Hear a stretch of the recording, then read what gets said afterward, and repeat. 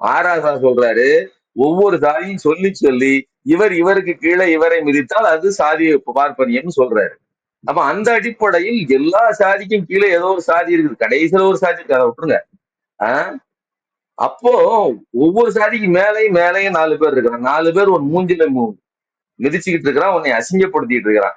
உண்மையிலேயே நீ போராட வேண்டியது உன் காதுக்கு கீழே இருக்கிறவனுடைய வளர்ச்சியை பார்த்து வைச்சறிவது உன்னுடைய வேலை அல்ல. உன் காது கீழ இருந்து மேல வளர்ந்து வரானா அவனையும் சேர்த்து கூட்டிட்டு உன் தலைக்கு மேல உட்கார்ந்துருக்கானா அவனோடுதான் சண்டையிடணும். அவன் தான் எதிரி. அவன் தான் இந்த சிஸ்டத்துல அதிகமா பலன் பெறுகிறவன், அந்த சிஸ்டத்தை பாதுகாப்பதற்காக உழைக்கிறவன். சரிங்களா? அதனால இந்த இந்த விமர்சனங்களை, இந்த விஷயங்கள் தெரியாதவர்கள் அரசியல் தெரியாத தற்குறிகள்.